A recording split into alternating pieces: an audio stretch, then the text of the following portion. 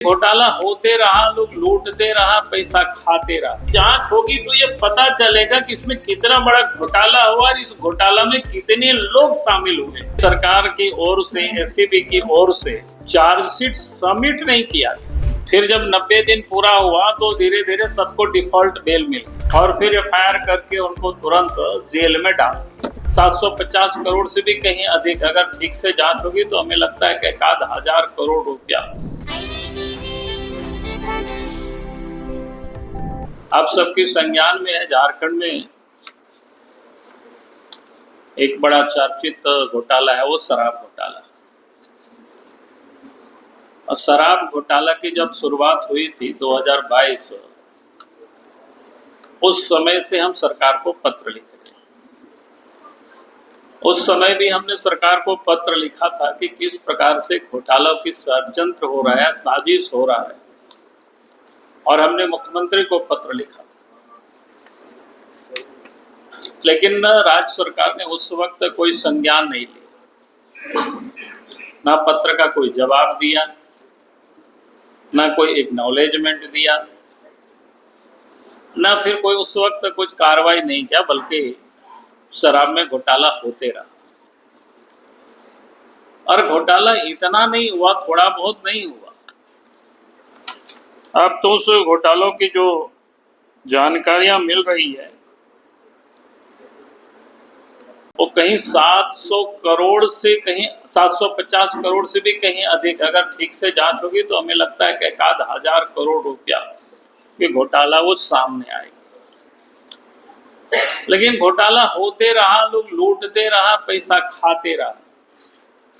राज्य के मुख्यमंत्री हेमंत सोरेन जी ने उस पर कोई कार्रवाई नहीं की। लेकिन आप सबको ध्यान में होगा कि एसीबी ने 20 मई 2025 को घोटाला के जो मुख्य सूत्रधार थे, उस समय तत्कालीन उत्पाद सचिव आईएएस विनय कुमार चौबे जी, संयुक्त उत्पाद आयुक्त गजेंद्र सिंह गिरफ्तार किया गया। किस प्रकार से आनन फनन में गिरफ्तारी हुई थी ये आप सबको जानकारी में। पूछताछ के लिए बुलाया जाता है, पहले कोई एफआईआर भी नहीं था और फिर एफआईआर करके उनको तुरंत जेल में डाल दिया। और 21 मई 2025 को Jharkhand state beverage corporation limited के जो महाप्रबंधक सुधीर कुमार दास, पूर्व महाप्रबंधक सुधीर कुमार, प्लेसमेंट एजेंसी के नीरज कुमार, ऐसे लोगों को गिरफ्तार। उसके बाद महाराष्ट्र और गुजरात से भी अनेक लोगों को गिरफ्तार किया, जिसमें विपिन परमार, महेश सेडगे, जगन देसाई आदि ऐसे शामिल है। दर्जनों से भी कहीं अधिक लोगों की संख्या है गिरफ्तार की। लेकिन जिस तत्परता से सरकार ने गिरफ्तार किया और गिरफ्तार करने के बाद फिर जब 90 दिन पूरा हुआ तो धीरे धीरे सबको डिफॉल्ट बेल मिल गया। यानी सरकार की ओर से, एससीबी की ओर से चार्जशीट सबमिट नहीं किया गया। तो ये इसको आप क्या कहेंगे, क्या कहते हैं, पूरे इसमें भी साजिश ही नहीं बल्कि इनको बचाने की साजिश और इसमें भी पैसा कमाने के एक प्रकार से षड्यंत्र किया गया। पहले शराब घोटाला में और जब शराब घोटाला किया तो उस समय भी पैसा लोगों ने लिया और फिर उसके जांच के नाम पर फिर केस, एफआईआर, फिर गिरफ्तारी और गिरफ्तार होने के बाद 90 दिनों तक चार्जशीट सबमिट नहीं करना और फिर धीरे धीरे सबको डिफॉल्ट बेल मिलते चला गया। और कल तो आप सब लोगों ने, मेरे ख्याल से आज मैंने अखबार देखा नहीं, शायद छापा होगा, लेकिन कल मैंने ट्वीट भी किया था, आय से अधिक संपत्ति के मामले में जो विनय कुमार चौबे जी को गिरफ्तार किया गया तो उसमें शायद चार्जशीट वो सबमिट नहीं किया 90 दिन में भी। तो आप समझ सकते हो सरकार कितनी गंभीर है, करप्शन की जांच के लिए एसीबी कितना गंभीर है, इससे आप समझ सकते हो।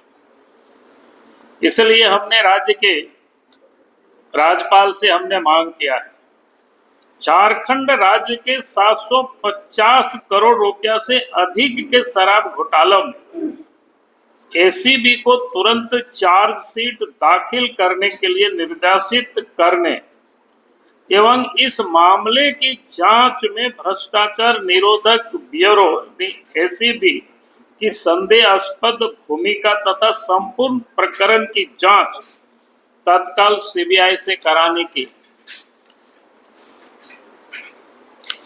व्यवस्था की है। यानी इस मांगों को लेकर के आज इस प्रदेश के राज्यपाल से हम प्रातःकाल 10 बजे उनसे हम मिले हैं, उनको हमने ज्ञापन सौंपा है। क्योंकि इस मामले की जांच होगी तो ये पता चलेगा कि इसमें कितना बड़ा घोटाला हुआ और इस घोटाला में कितने लोग शामिल हुए। आखिर आज एसीबी को क्या परेशानी है कि गिरफ्तारी 2021 में 2020 में 2025 को होता है, यानी कितना हो गया, लगभग 10 महीना हो गया करीब। अब 10 महीना में भी अगर कोई चार्जशीट सबमिट नहीं करता है एसीबी, इसका अर्थ ये होता है कि एसीबी एक षड्यंत्र के तहत सिर्फ पैसा वसूल रहे, एक्सटॉर्शन कर रही है। और इसीलिए मैंने राज्य के राज्यपाल से मांग की है कि आप एसीबी के डीजी को कहिए, सरकार को आप कहे कि वो चार्जशीट तुरंत सबमिट करे और पूरे मामले की जांच सीबीआई से कराई जाए। तो आज इन्हीं मांगों को लेकर के हम राज्य के राज्यपाल से मिले और आप सब लोगों से भी हम इस विषय को लेकर के आप सबके समूह में आया। बहुत बहुत धन्यवाद।